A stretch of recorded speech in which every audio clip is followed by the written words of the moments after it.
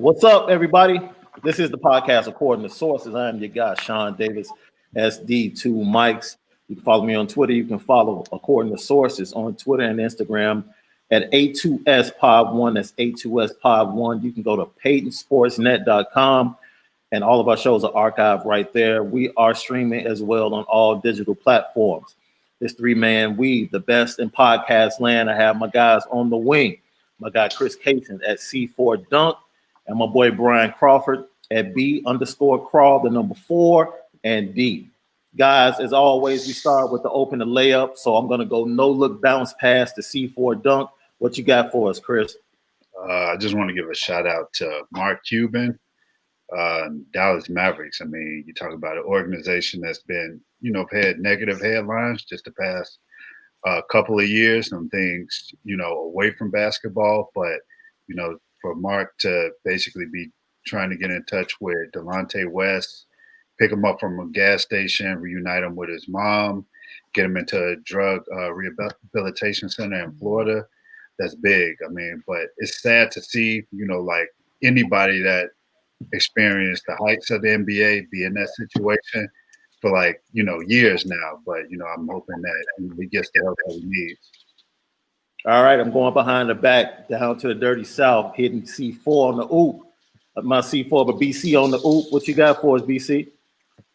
Man, I just want to shout out Chicago, man, for these, NBA finals. You got a lot of guys from the crib, playing for a championship this year. 2 up from Simeon, you know what I'm saying? You got Taylor Horton Tucker, obviously a guy that was, he's big time at Simeon. And you got Kendrick Nunn, who played with Jabari Parker. He's going for it. And obviously you got Anthony Davis, came from perspectives. And then, you also got to shout out my man, Jimmy Buckets, former Bull, you know what I'm saying? My claim to fame is I believed in him before anybody, you know what I'm saying? So that's my guy. So just shout out to Chicago, man, for these NBA finals that we're about to see. Definitely kudos to the Dallas Mavericks and Governor Mark Cuban taking care of Delonte West, reuniting him with his mother and getting him the help that he needs. And it seems like he's committed financially to making sure that continues, that he can get to a good space. And then also, if I'm not mistaken, JaVale McGee spent some time in Chicago growing up as well for a few years. Yeah, he went to Leo, right? Yeah. So he has that Chicago connection as well. One of the guys in the NBA Finals. And we're going to talk about that, man. We're going to get into Doc Rivers, his firing, and what was behind that. Of course, we're going to talk to Jimmy Butler. That's been the hot topic on Twitter for Chicagoans. Jimmy Butler making it to the finals before a lot of people and before the organization.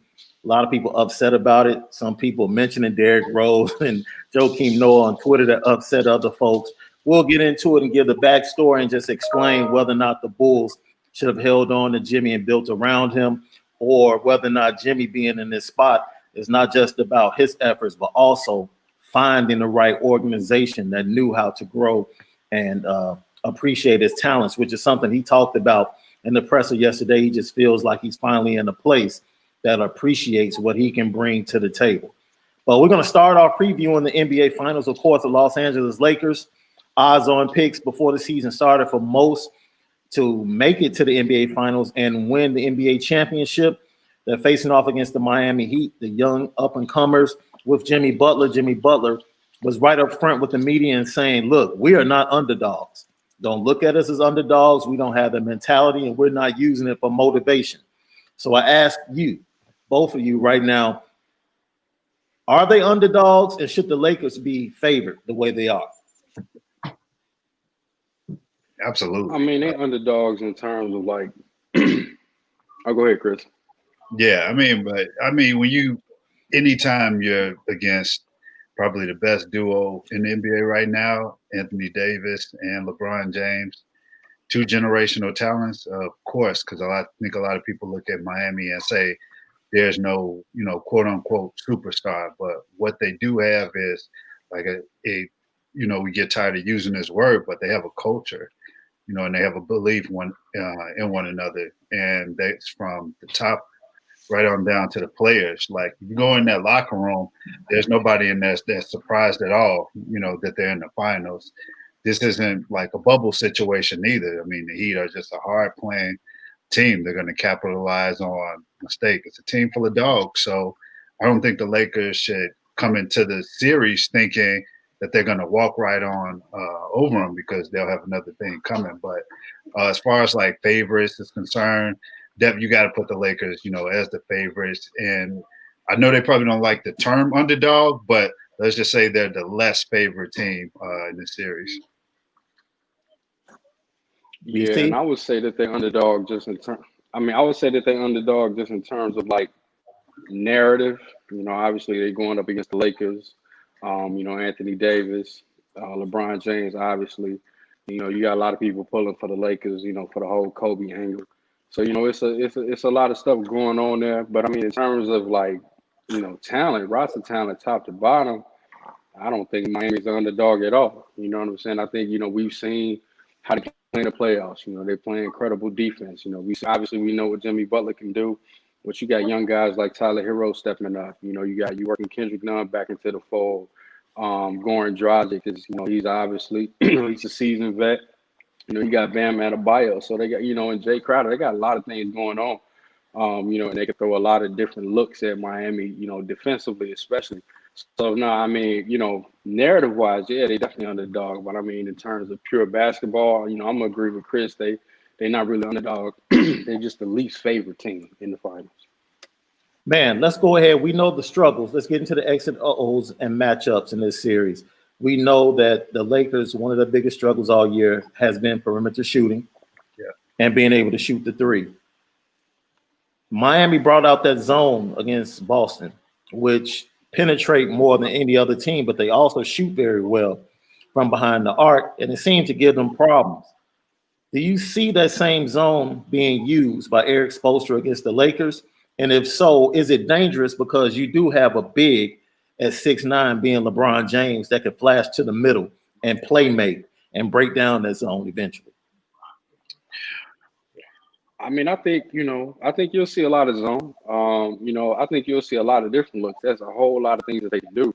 I mean, you gotta still remember the fact that the Lakers are really just a two-man team. LeBron James and Anthony Davis. We've seen obviously playoff Rondo's coming back. But he works off of those other guys. You know what I'm saying? And we haven't seen much from Danny Green. We've seen a lot of inconsistent play from Kyle Kuzma. Obviously Contavious Caldwell Pope is up and down. Like it's a lot of variables going in there. So really the only thing you got to do is kind of figure out how to, stop LeBron or at least slow down LeBron and Anthony Davis because those other guys can't beat you. And so, like I said, you might see a lot of zone. You'll see a lot of different looks. I don't know if they'll play zone exclusively. You can run a lot of gimmick defenses in the NBA these days, so it ain't no telling what they can do. But whatever the game plan and their scheme is, it will be to slow down AD and LeBron, and and try to let those other guys beat you, which I don't believe that they can do. Yeah, I think the zone kind of is going to get busted just because, like I said, you can either have LeBron flash at the top, you can have AD flash at the top, and the one thing that I don't think Miami has gone against really just in this postseason is size, like the Lakers have. You can start JaVale, you can start Dwight. I mean, and both of those, and even AD, all three of those guys are lob threats, at the rim. So, you put, and most of them, I think, if your AD is a good passer, LeBron's a great passer, Rondo's a great passer. I do think you can't give like players like AD and LeBron zone consistently. You can throw it in there like here and there, but I mean, I think this series is going to come down to man-to-man coverage, and I think just the one thing outside of the Lakers' lack of shooting prowess they have is just size at the rim. I mean, I think that's going to be the big story, like just determining the finals is they're so big by the rim, and I think points in the paint, trying to limit that is going to be Miami's concern. Miami's essentially is going to have to turn games dirty. If you ask me, they're going to have to hit the threes. They're going to have to come up with deflections, get all the 50-50 balls. That because if the game is slowed down and kept at like a LeBron-like pace that he likes, then it's playing right into his hands. Man, it's so amazing that this matchup comes in the NBA bubble because the youth like a Tyler Hero and Bam Adebayo. Imagine if they had to play game one on the road at Staples in the NBA Finals. That just brings in a totally different anxiety to the situation. But they can go into the NBA bubble. I'm sure they'll have jitters, butterflies in the stomach, but they'll be able to settle down and they won't have to worry about Rockets fans and the environment, seeing Rihanna front row or anything like that. So it's going to be interesting. I think Bam Adebayo, a lot of people, of course, Jimmy Butler was without question the leader of the Miami Heat.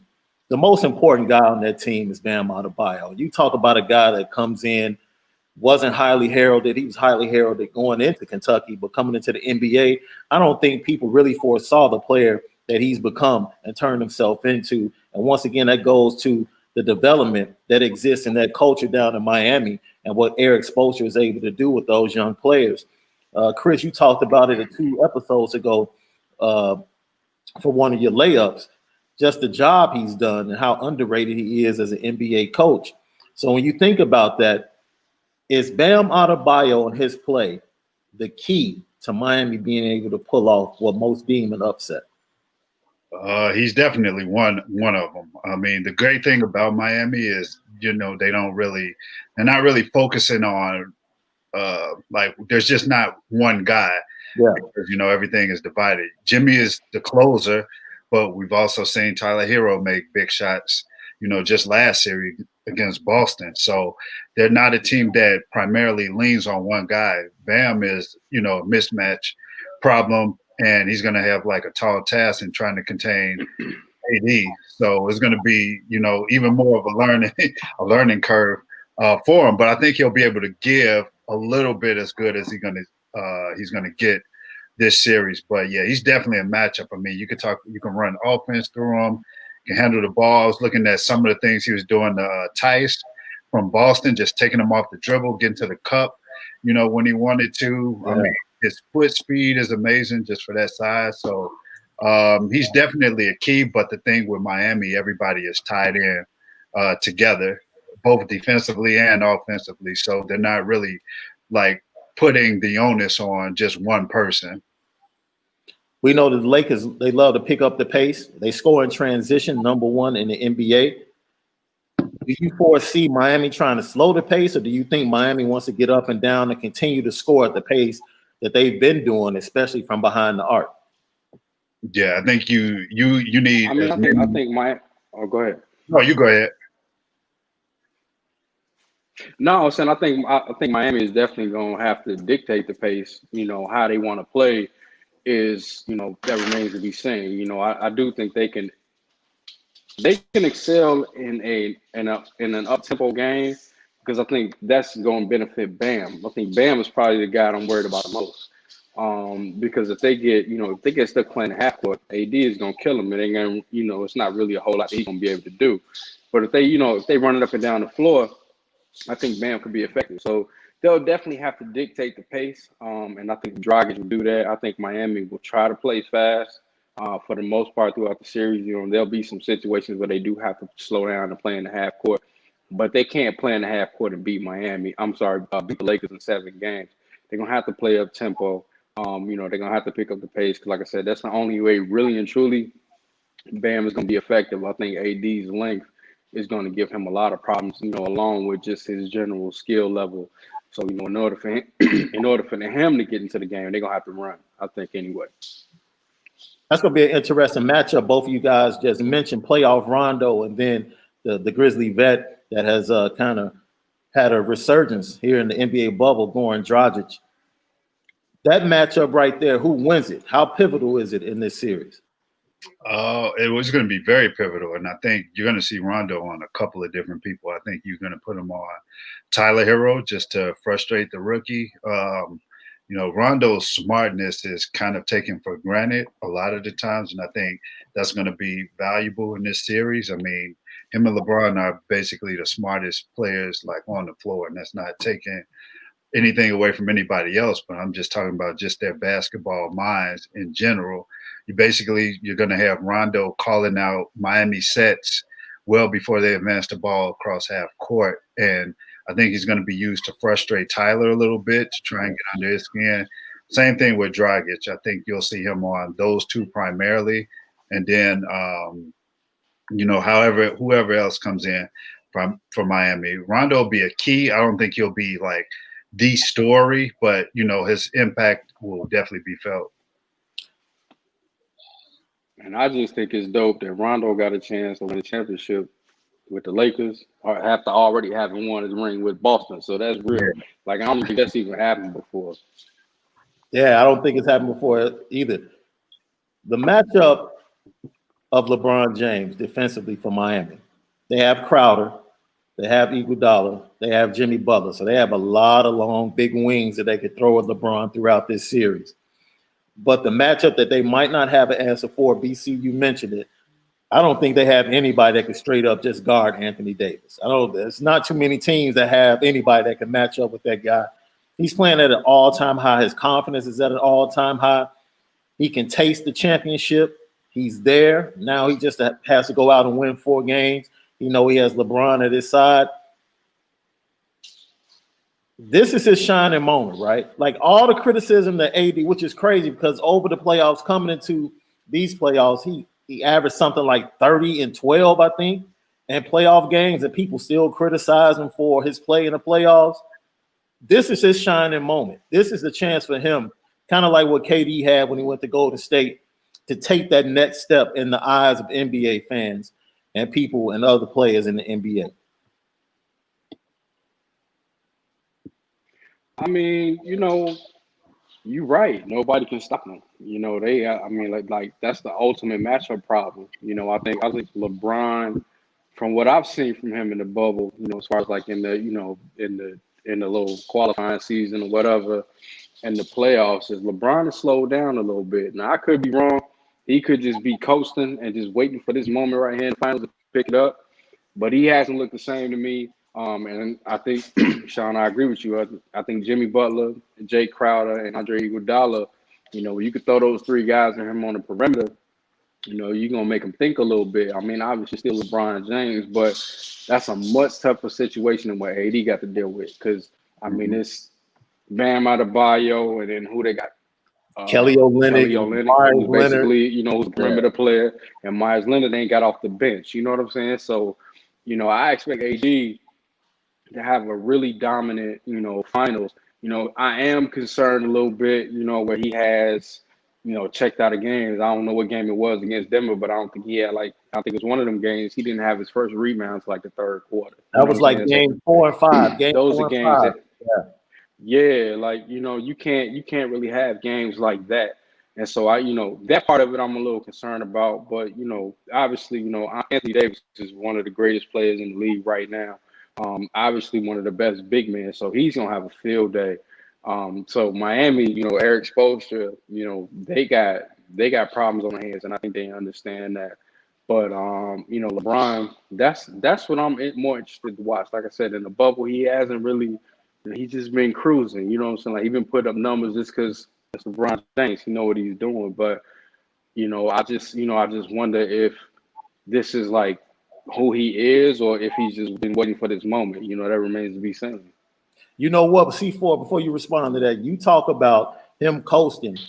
I give you Kyrie, I give you D Wade, and I give you AD. Who has been the better partner for LeBron James, or the better matchup for LeBron James in his game? Dwayne Wade. Okay.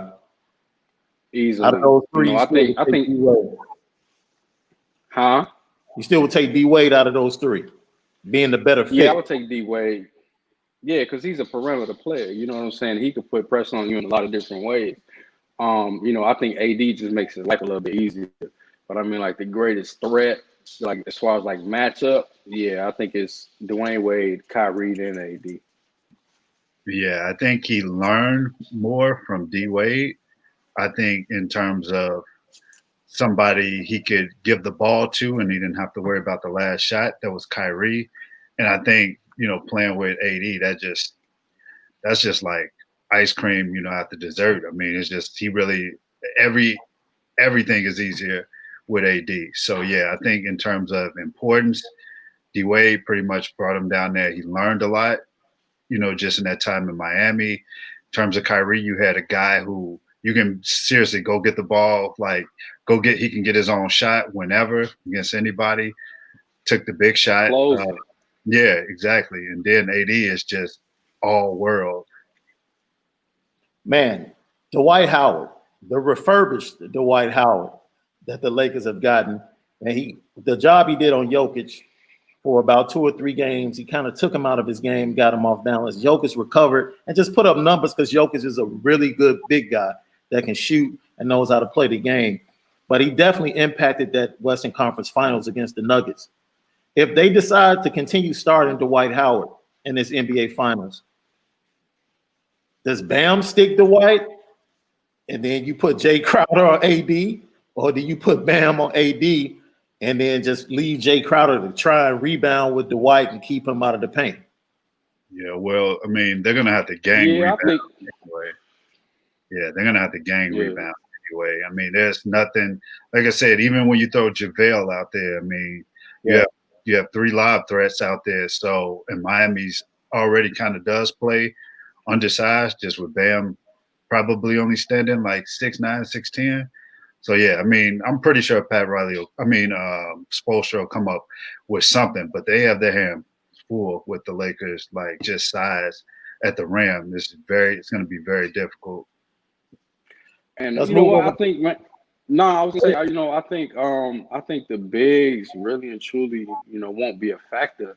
I think Dwight Howard benefited from running up against, basically Jokic just tired by that point. You know what I'm saying? Like they had already been through, 2 7-game series, so he kind of caught a break there. I don't. And JaVale to me is like he's not really a factor, man. He's probably playing like 12 minutes a game. You know what I'm saying? If that. That's why I think, the X factors in the series would probably be like Kelly Olynyk and Duncan Robinson if he can make shots. I think Kelly Olynyk can stretch the floor out, and that's a problem for JaVale and Dwight. You know what I'm saying? And then, it goes back to what Chris said. Like after that, you pretty much got a gang rebound. So, I don't think the Lakers bigs will be that much of a factor in the series at all. Just simply because of the way Miami plays, they can throw so many things at you. And they don't really play an inside game. And so when you got truly big inside players like that, you're the Lakers, you got to play small anyway. So, I don't think the bigs will be affected at all in this series, to be honest with you, outside of AD. Chris, who's your X factor for the series? It's going to be the Lakers' 3-point shooting. I mean, because if they do go zone or they find some way to, limit AD, I mean, then, that shines to focus on guys like Kuzma, Denny Green, Caldwell Pope, J.R. Smith.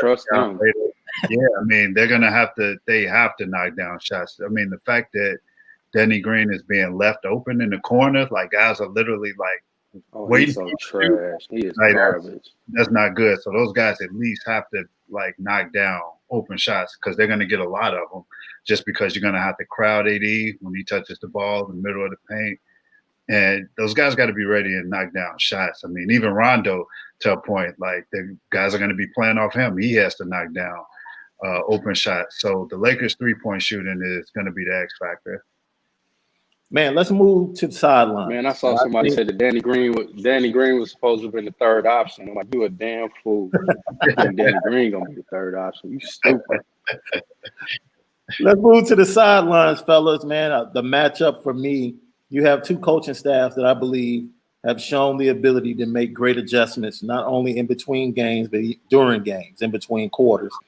So the matchup of Eric Spoelstra and Frank Vogel, along with their assistants, is it more important that Frank Vogel wins this series in the matchup, or is it more important that Eric Spoelstra wins the matchup against Frank Vogel? I think it's more important for Frank Vogel because I don't think he's a very good coach anyway. You know what I'm saying? Like I think he's all right, but in his career, he's run up on some pretty good talent, to be head coach of. Now, I give him credit for what he did in Indiana, but obviously they couldn't close the deal. And, when you got LeBron James and Anthony Davis, your job is just that much easier. So I think it's way more important for, Frank Vogel to win the championship.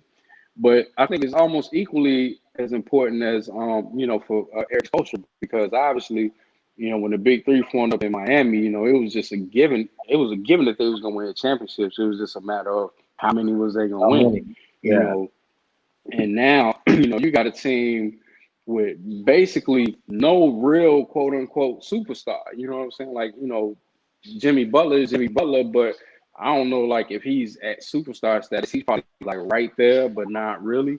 So it's almost like Larry Brown when he had them Pistons teams. It's kind of the same thing.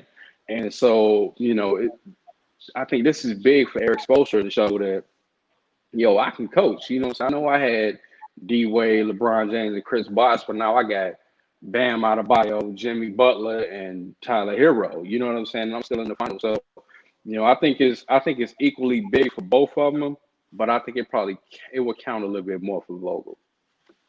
Yeah, definitely. I just think just with the storyline of everything that happened this year, Kobe, you got LeBron trying to win his first ring in LA. I think he'll be probably the first to win a title in like three different organizations, if I'm not mistaken. I think most of the pressure is going to be put on them. I mean, the Heat can basically go out and play the way they've been playing. I mean, everything that they've done up to this point has surprised mostly all of us, but to them it hasn't been a surprise at all. So I mean, they're just going to go out and play. I mean, and the Lakers are going to have to match their intensity because, like I said, they feel they belong there at all, and that's a dangerous team to play with. You can't come in to this series like feeling any sort of overlooking them at all just because you're going to end up getting punched in the mouth. All right, it's time to make your predictions, fellas. Man, if I just want to say this, LeBron win, that's the last thing I need to hear. Like, yo, he won a championship with 3 different teams. Michael Jordan never did that. You know it's coming. You know it's coming. You know it's coming. It happens. Hey, you know what I tell people all the time? 4-letter word every time they bring up that argument. Mavs. That's all I say. You get to talking that talk about him being the GOAT, Mavs. Boy, you lost to the Mavs. Mavs. End of discussion. Let's get your predictions, man. Oh, man. I'm conflicted because obviously your heart. I know where your heart wants to go.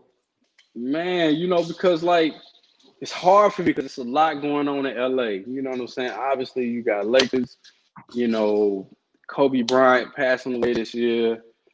AD, that's the homie. Taylor Horton Tucker, another, Simeon. You got a lot going on over there. And then you got Jimmy. You got, what I'm saying? You got Kendrick Nunn. It's tough, man. I don't know, but if I got to pick one, do it for Bean. I'm gonna have to go with Miami, man. All right. Nah, I'm gonna go with Miami. How many games?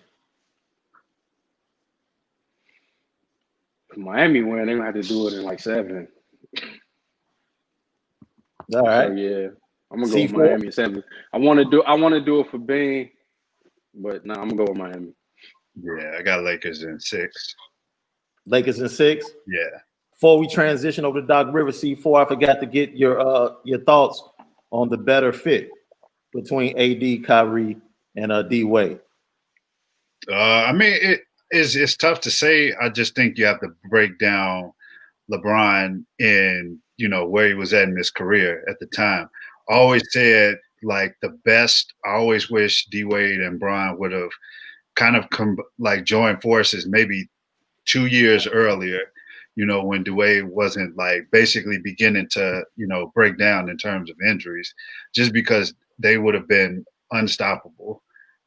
But yeah, it's hard for me to say who's the better fit. I think is like basically where LeBron was at in his career. I think each of those guys have been pivotal to the places he's been at certain points in his career. But if you're looking for, I always say D Wade taught him the most. He learned the most from D Wade. Kyrie was the closer for him. And like I said, AD pretty much makes life so much simpler because now you literally he has something that he's never had before. So you can basically just toss the ball, watch him go to work, and they can play off one another that in the pick and roll. So yeah, it's just all about where he's been at in his career and the points that he's joined forces with each of those three guys. Yeah, I feel the Sean, emotions. you don't get out of here without making a pick, man. No, I'm about to make mine. I said I feel the emotions that you have, and I'm torn as well. That's where I was going because of the Chicago connection that fills this NBA Finals. And you know me, I'll be honest, I've come to have a lot more love for Jimmy Butler than I did, say, 4 or 5 years ago. Now, I can be honest about that. My affinity for the young man has grown, his resilience, his hard work, and just understanding that, he is who he is. And you have to respect anybody that's willing to stand their ground and continue to be the person that they are and live by the principles that they believe in. And he's found a place where he can flourish. I'm happy for him. I'm happy for Kendrick. And you know the angst that I have for LeBron as a Chicago Bulls fan. You know how many times he's like, kick me off, piss me off. I think he whines too much. I hate the fact that he's compared to Michael Jordan, but I need him to help my guy get a championship. Like, I want my boy AD to get a championship really bad. Like, I want that for the kid. I really do. I'm going to go ahead and go Lakers in 6, man. With Anthony Davis. I'm the only one around with Miami. With Anthony Davis. With Anthony Davis unseating LeBron for the first time in finals and being the finals MVP. This will be the first time LeBron has won a finals and does not get the MVP trophy. That's what's going to bring me happiness.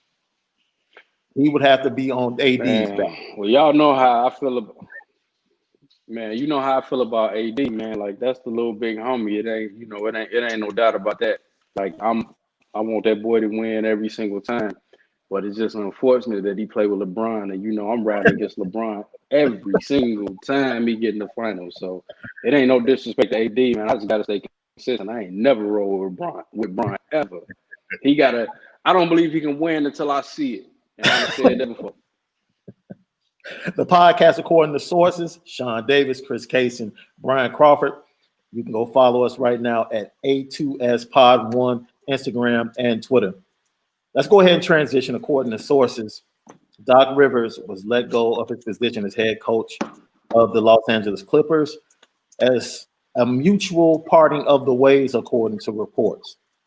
It was also reported that Kawhi Leonard and Paul George were called about the decision, and it was not reported what they said to Steve Ballmer in those conversations. But before those conversations took place, Steve Ballmer had already made up his mind that he was going to let Doc Rivers go. And according to reports, it took about 10 days for this process of meeting with each other and talking to each other, Steve Ballmer and Doc Rivers, for Steve Ballmer to come to this decision. The first question I want to ask you guys, since the Bulls just hired Billy Donovan, if this had happened a week ago and he was on the market before Billy Donovan, do you think the Bulls would have talked to him? And secondly, are the Los Angeles Clippers making a mistake? I think the Bulls probably wish this would have happened a little bit later before they broke with Billy Donovan. I'm not convinced that Doc Rivers would have got the job, but it's a great story. Saying Chicago guy, coaching the Chicago team. So, it would have been dope. But this was probably to be expected, man. I think the Clippers. I think everybody had the Clippers in, the Western Conference Finals at the very least. I know I had them beating LA and going to the finals. So, it was a disappointing season, all the way around. Doc had been there pretty much a very long time. Like I said, we don't know what Paul Pierce and Kawhi Leonard had said, but Steve Ballmer made his decision.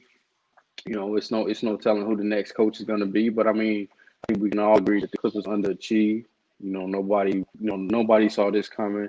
Nobody definitely seen them blowing a 3-1 lead. You know what I'm saying? So, but Doc is a good coach. Obviously, I don't know if he's going to land on his feet again, if he'll get another shot in the NBA, but if he doesn't, he was a great player.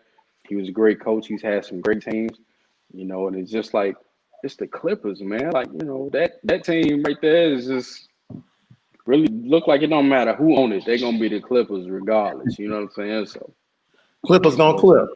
Yeah, they're going to clip. You know what I'm saying? Like, since the Donald Sterling days, like, that team has always been like just like complete trash. And then even when they get good and get great players, they still can't win. So maybe they cursed. I don't know, man. But it's an unfortunate situation that they didn't get to the ultimate, championship. And it's unfortunate that Doc's no longer coaching, but we know what it is. Absolutely.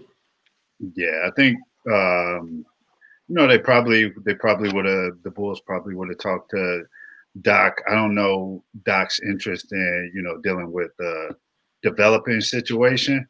Yeah. Especially at this point. I mean, 21 years in. I don't know if he would have. The storyline would have been good just coming back home, but dealing with a young team at the point of where he's at now in life, I don't think that would have been suitable. I do think if you're a Philadelphia 76ers, forget the Mike D'Antoni experiment. You're definitely giving Doc a call. Doc, I think maybe Doc can even take like a year to sit out. I mean, just to enjoy life a little bit. Yeah. C4, before you continue, man, is that Philly situation overrated? Because people look at the roster and they 100%. say, all right, Harris, you got two superstars. Is that situation overrated? Because it's just, I don't see it. I don't see what's so attractive about the situation. I mean, you just have two big names. You got two big names there, and that's it. But with those two big names come and one of them ain't that good. Which one isn't good? The one that has the one that's not from that has one E in his name and it should be two. Ben, B-E-E-N, you know what I'm saying? No, but I just think it's the next best available job, just in terms you have two all-stars there. You have like Joel Embiid, one of the best bigs in the league, and you have this hybrid, four, who I think they're still trying to figure out how to play.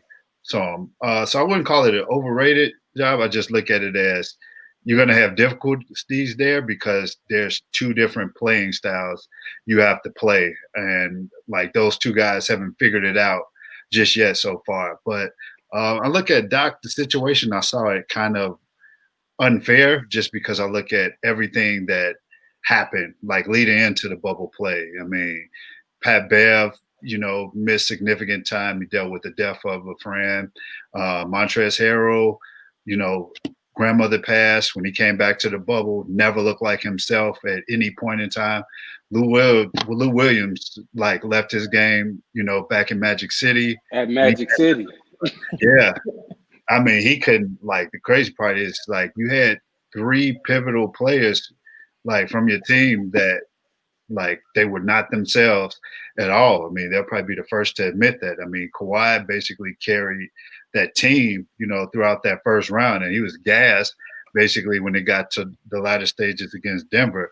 So I looked at all of those situations, and then I can see where he could have made adjustments, but I mean, it's on the players at the end of the day. When you have leads of 16, 19, and 12, and you have three chances to close it against the team, no adjustments are being made, that falls on the players. So yeah, it's unfortunate, but I think Doc pretty much has he could do whatever he wants now. I think he should be the number one candidate for that Philly job, but I also think, he should probably take, a year off just to decompress and just sit back, let another situation possibly open up. Yeah, there's no rush for him at all to, go right back into another situation. I guess you talked about him not wanting to take on developing a young team. So that would probably rule out a team like New Orleans that has talent, but it's a young team, like you said. Philly might be the only option that fits the bill for him. He might sit down and talk to them, but ultimately, like you said, I think it would probably be best for him to sit out a year, just enjoy his family and wait for the NBA time to get back to a sense of normalcy. Yeah, I mean, I even look at that, And you know what the problem is in Philly? Now I'm gonna tell you what the problem is in Philly. The problem is in Philly is your two best players. They don't really love basketball, and I think I think we're starting to see that. I think you're looking at two guys who probably love the lifestyle of being a basketball player versus actually loving the game. And I Right. think that's the biggest problem in Philly. And I don't think somebody like Doc got the time or the patience for that. To deal with that type of mindset. Man, you know what? A lot of people are bringing up, and I've seen reports talking about this team not being able to be on one accord and really be cohesive because of, managing Paul George and Kawhi taking that time off, not really practicing, deciding they didn't want to play certain games. How much does that play a part in this team's lack of success and lack of gelling? And is that a mindset? Because I will say this is a team that came off of a really impressive showing in the playoffs with no superstars and just tough-minded dogs like Pat Bev and Lou Will went up against Golden State and literally just didn't have the talent to match up with Golden State, but pushed Golden State in that series. And then you bring in Paul George and Kawhi Leonard with that mindset of taking games off and taking practice off. It just didn't mesh with what existed there in the culture that Doc had there with those guys. How much of a problem was that for this team moving forward? And don't forget, they were one of the teams that were open about not even wanting to go down to the bubble. Yeah, or continuing to play. Yeah. I think it did. It probably caused some conflict at points during the season because, if you're looking at, I think Kawhi, both of them came into training camp like off of. I don't know if Kawhi had surgery or not, but definitely had an injury issue he was dealing with like all throughout the Eastern Conference playoffs.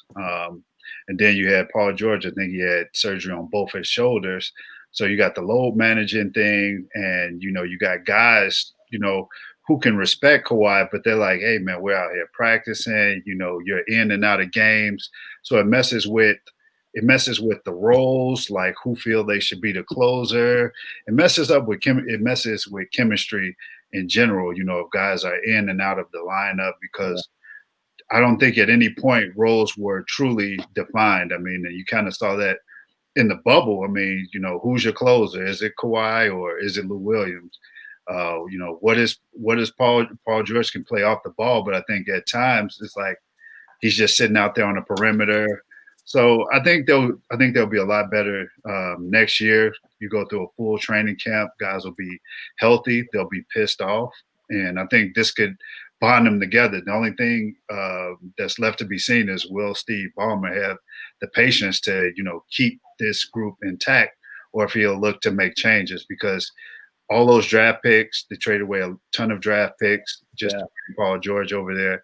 They definitely need shooting. They need, point guard over there to basically help facilitate easier shots for Kawhi. And PG, Montrez is going to get paid, this summer. So, yeah, a lot of things are going to happen there. But, hopefully that group is able to stay together just so we can see, what they do next season. Hopefully it won't be the I was Bulls watching. trying to I was sign gonna tell you Montrez. Saturday night. I was watching the Charlo brothers fight, the little double header that they had, and I think it was Jermell Charlo, the first Yeah. one. After he won his fight, they had the fighters in a bubble. You know what I'm saying? He was talking about, when I was in the bubble, I wouldn't let nothing going on outside the bubble, distract me. I was in here focused, yada yada yada, doing my thing. And the first thing I thought about was Paul popped that P. George. When that man got on TV talking about, the bubble was messing with his mental and all of this type of stuff, I just knew that boy, Jermell Charlo, was taking a shot at Paul George. And so, like Chris, I agree with you in terms of, they need a full training camp and all that. But if them reports that came out is true, man, that them dudes on that team is really like not feeling Paul George, that's gonna be a problem. Like a big problem. And I think, mentally, like the dude is just, he cupcakes off. I think we saw that kind of like in Indiana, you know what I'm saying? And then like when he broke his leg, that didn't help anything at all.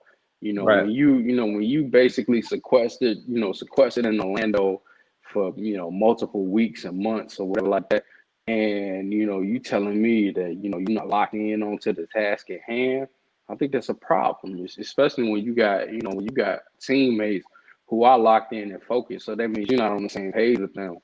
And, I think that's going to be an issue for the Clippers moving forward, regardless of who the coach is, like you got to keep this dude engaged. And I think that's been a problem, throughout his career where he has just other things going on that distract him. So, obviously, like you said, Montrez gonna get paid. They had some issues going on in Clipperland, but I think they really got to make a decision on Paul George. You know, if they're going to try to, achieve basically what has been the impossible is the Clippers championship. Hey, man, before we transition over to the hot topic of the day, and that is Jimmy Butler and the connection to the Chicago Bulls and him making it to the NBA Finals, and all the talk that's been on social media the past 2 or 3 days surrounding that, I want to give a shout out to the boss of the day because this was a boss move. I want to give a Ross to that cat, John Calipari, who held a press conference today just for all the players he has in the NBA Finals. I was like, that's boss. That's great promotion for your program. It's like when the national media wants to talk to you because of the number of players you have in the NBA Finals, yeah, that's boss. That's boss. Shout out to Coach K, man. He told some great stories about each player as well. So that was dope. Great story I told C4 about a great story he told about Bam and what motivated him. He told a great story about AD and as you call him affectionately, White Boy Rick at Tyler Hero. He had a Boy, great story. Rick, boy, I'm trying to tell you what. He had a great story. Let's transition, man. This That's has him. been the talk. BC, show the people your shirt, man. Show them your T-shirt. It's been all Buckets, about man. Jimmy Buckets, man. His success in the NBA bubble for the Miami Heat, leading the Miami Heat to the NBA Finals. We know that he was drafted in 2011. 2011-2012 season was his first season. He was a pup. The Bulls were on the verge of winning or having the number one seed, being the best team in NBA in the regular season, and going on to ultimately losing to LeBron James and the Miami Heat in the Eastern Conference Finals. But I want to talk about what led to the mindset because Jimmy came from a hardcore structure. He had Buzz Williams as his coach. Before that, Tom Crean was there with Dwayne Wade. So the structure and the culture at Marquette has always been to produce hard-nosed, two-way players. We talked about Crowder. We talked about Jimmy, Wes Matthews, C4. We talked about him. That's the culture. That's what they produce. BC, you could tell this story because you told me many times because Gar Forman loved to take a lot of credit for the drafting of Jimmy Buckets. And you would tell me, no, that's not Gar Forman. It was somebody else. I mean, Gar Forman drafted him off of favor, man. You know what I'm saying? Like Gar Forman was, he was a plug thug. You know what I'm saying? He knew everybody in college. So, he had people feeding him information, about, just guys that nobody knew about or nobody was scouting. It's kind of how they ended up with Todd Gibson, kind of the same thing. But for me, that's why I said like I'm the first person that I know on record to believe in Jimmy Butler. Like he came in when there was a whole talk about the Bulls needed the third superstar. You know what I'm saying? And I'm like, yo, like look at this kid. Like it's him right here. Like I just remember going to games and just seeing him play. Like he might play 8 minutes, but in them 8 minutes, he gonna do something crazy. Like you see what he doing. And for me, it was just the way he was just so aggressive and he attacked the glass and he rebounded. He just did all the little things. And so, for me, when it comes to Jimmy Butler, I'm just proud of that. You know what I'm saying? Because like me and him, we would talk, just about like scoring, like, yo, like, you average 20 points a game if you just get 5 points a quarter. And the way you go to the free throw line, like that's nothing. You could do that. He had already had that part figured out. So, I just like him just because of the simple fact that like nobody even saw him coming, like at all.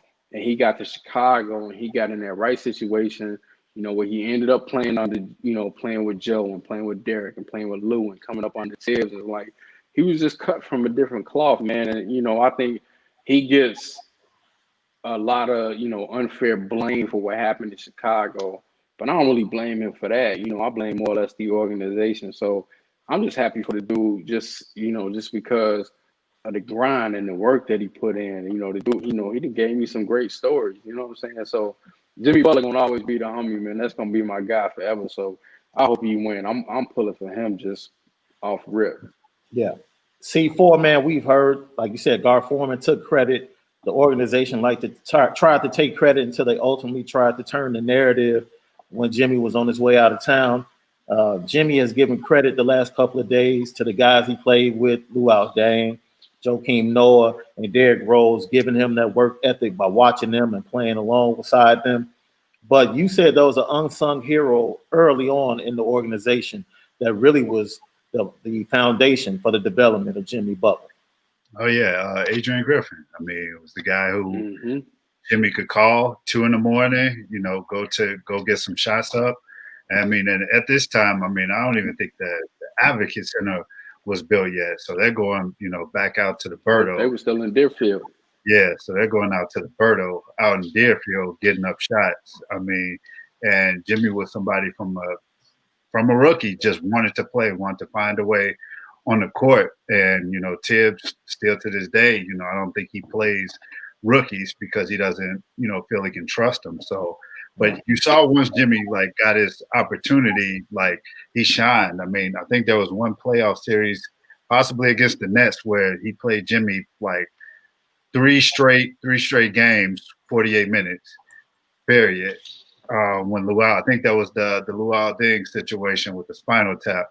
And, Jimmy excelled every time he put him in this, he gave him an opportunity. So Jimmy's story has always been about the grind. I mean, the negative headlines about him, oh, he's an asshole and this. When you look at where this guy's backstory, what he had to work himself into becoming, if there's anybody that he sees any type of talent in, if you're not working as hard as he is, he's going to be on your ass, and you're going to have to either accept that and meet him at that, or you're going to fold. And we saw in some situations, not every organization or not every team is structured to be able to handle a guy like that. But it's a perfect marriage there in Miami because you're already coming into a situation where accountability, is priority number one. Just from the top on down, when your staff has to be in shape, when your staff gets tested for body fat, that just tells you there's a different precedence in Miami. So I'm not at all really surprised at the success he's had there. I'm not surprised at all that it's worked this well so far. I mean, it's just a perfect marriage, and Miami speaks to everything that Jimmy is about. And you talk about organizational structure. And I love, Go ahead. I was gonna tell you, I love telling this story, man, because this is when I knew Jimmy Butler was a player. I don't remember what game it was, but I know it was kind of like a stretch where Luau Deng was hurt. He was dealing with some kind of injuries or whatever, and Jimmy was banged up. And it was this one particular game, man. He came in, he played well, and Tibbs had pulled him. And so I remember going into the locker room, we was talking or whatever, and I remember walking out the locker room when we were walking down the hallway, we just talking. He was like, man, Tibbs just got to let me rock, man, and let me play and just let me do my thing. He's like, I'm ready. I was like, man, you just got to be patient and just chill. And I remember it was the very next week, the Lakers came into town, and Jimmy had to guard Kobe. You know what I'm saying? And it was after that game, Jimmy did really well. And that was the game, his name really kind of started to blow up because I think Kobe mentioned him a little bit in his post-game press conference. And I just remember telling him man, I told you, bro, your time was just coming. You just got to chill. You just got to be patient. And it was from that moment on, Jimmy Butler just kind of exploded into this thing. You know what I'm saying? He just became that dude. And so, nothing was given to him, man. He earned every single bit of it. And look, for guys like me and Chris who was there, we kind of started to see the evolution of it, and we seen this guy progress from somebody who didn't talk a lot and starting to assert himself on and off the court. And so, Right. He always had that heart, and that's the thing that I always liked about him. He was never scared. Man, you talk about organizational structure that exists down in Miami. I think that was one of the biggest failures from the time that he came in and was a young pup to the time he started to grow up. And also as he grew up, BC used to call him all the time. He was the little brother. And once he grew up, he had a voice. and he wasn't going to let anybody smother his voice. Mm-hmm. He was going to say what was on his mind. You know, it might have caused issue with some of his big brothers, but ultimately, I think the biggest mistake this organization made before we even get to whether or not they should have built around him was choosing narrative over solving issues. Like when they Mm-hmm. saw issues pop up within the organization, if there was something, you know, we know that they're known for wanting to go down. Tibbs had already established it's us against them, right? It's us, the players, Mm-hmm. coaching staff, and then you have the executives. You have guard packs. We're in here, we're in this locker room, and we're gonna do and fight hard to make sure that we win games. That was the culture. We work hard, we grind, and Tibbs had those guys until injury ultimately derailed what was a promising championship run with the team they had and possibilities. It's just sad to see that this organization chose narratives and chose leaks and chose trying to take this player down and to pit this player against this player. And one of those things was Derek versus Jimmy. And it came up. You had a one-on-one conversation that you shared with me at the time, BC, with him outside of an event. He told you straight up. You can share what he said. And C4, I know you've had conversations about this subject. Just go ahead and talk and tell the people, like, was there an issue between Derek and Jimmy?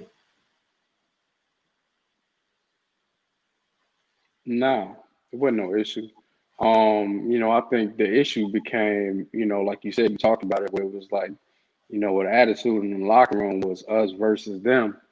But then, Jimmy ended up kind of siding with them because obviously they wrote him the big check. They gave him the money. They told him that, they was basically handing him keys to the whip. That's kind of what that was. But it was never no beef with, Derek and Jimmy. Like, Derek don't have beef with nobody, you know what I'm saying, except for Evan Turner. You know what I'm saying? Like, that's it. He definitely not going to have beef with his own teammate. You know what I'm saying? Yeah. So, nah, it wasn't no beef. That was just something that was just like played up in the media because it drew clicks. That was the big clickbait era and all that, but it wasn't no real beef. And, them boys still got love for for one another to this day. Man, that's crazy that Derek holds that going back to like the 2004 Super Sectional. That's crazy. I remember that game where he matched up against Evan and St. Joe's and beat them on the way Yeah, to he a don't like that dude like that. at all. Like, I don't know if you remember, when me and Chris was there, the game before he blew out his knee, like they was out there talking and like Derek got in that man face and started clapping and doing like this. Like he was, yeah, that's way back right there. But Yeah, past that, That's Derek and Chicago. Jimmy ain't got no beef, man. That's Yeah. over. C4, your Yeah, they ain't experience. even Chicago. Yeah, your experience with the whole Jimmy and Derek. There was nothing there at all. I think the biggest thing was Jimmy and Joe, just because Joe, it took a while for him to realize, like, hey, I mean, this guy feels like he belongs now. So when he's beginning to talk up and speak up on things, Joe is still looking at him as, that quiet rookie from Tomball, Texas.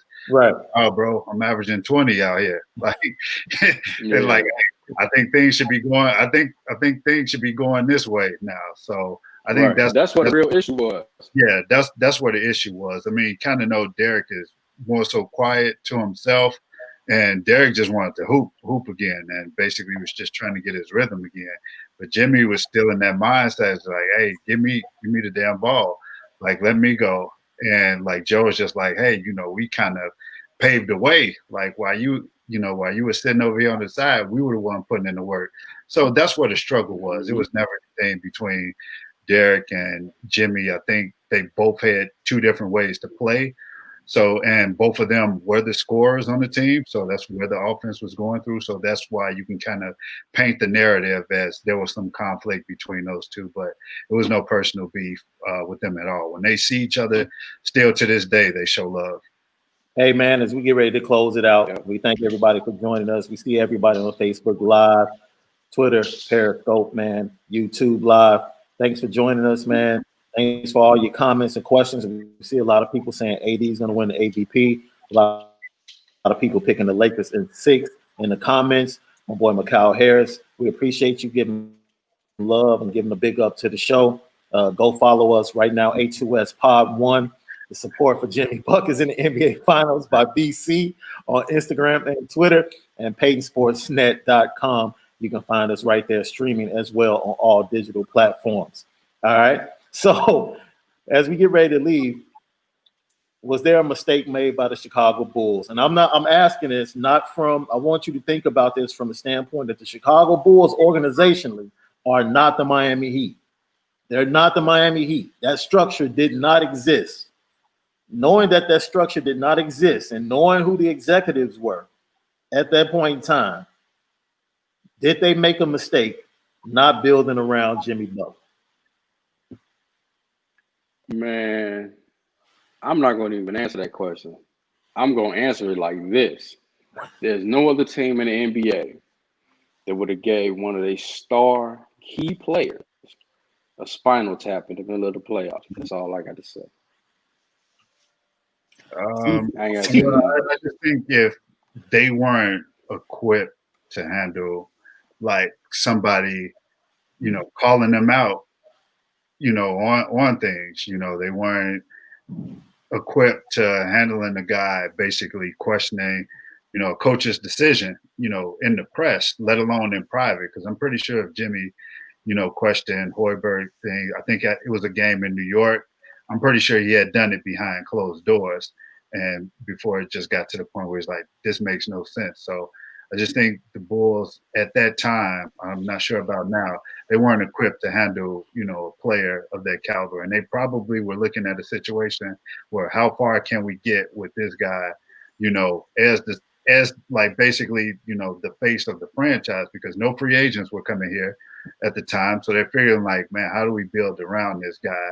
Like, how long is this guy going to be good? And, we have to deal with this guy calling out, our head coaches, in the public. So they just weren't equipped at the time to handle a guy like Jimmy Butler. How do you give a guy like Jimmy Butler, Tom Thibodeau, and then turn around and give him Fred Hoiberg? What you think is going to happen? Exactly my point. But wasn't that more about Gar Pax, though, not wanting to deal with another Thibodeau type? Well, yeah. I mean, they made some bad decisions. Yeah, that played a part in it. All those guys came up on the Tibbs, man. They had the same mindset. Like there's no way around it. They all had the mindset that Tibbs had. So when you go from that mindset to the success that they had to giving them somebody like Fred Hoiberg, you're gonna get pushed back all day. All the time. They used to being cursed out. They used to ran in practice. Right. You bring a nice guy in there, like is gonna be some issues. So I mean, it wasn't a surprise that any of that stuff happened. That boy could have had a heart attack if he raised his voice on the practice court, man. That wasn't gonna work. Literally, that's not a joke. Like literally, like that could have happened at that point. Yeah. So the podcast, according to sources, you know how we end it each and every week. Thanks to everybody for tuning in. Flavor in your ear this past week, guys. Flavor in your ear. I know where you're going. You're going Griselda Armani. BC? Armani Caesar, man. Like, check that out. It ain't even long, man. It's like 36 minutes. I ain't never heard of a debut album that short, but it was banging. So, yeah, check out Lil Foxy, like my boy Bang said. It's funny because I was listening to it. We had a thread going talking about it, and I was like, man, she sounds eerily similar to somebody else, but I can't peg it. And it was Bang, J.R. Bang, that said that's Lil Foxy. C4. Them boys got a formula over there, man. It's working. What's the flavor in your ear, C4? I haven't been listening to anything still. Been on like grind mode, but I still got to check out Machine. I definitely got to basically anything y'all send over, I got to listen to. Yo, that Machine. Look, last week I said Machine, the Conway the Machine joint had crept into my top 3 Griselda. It's threatening number 2.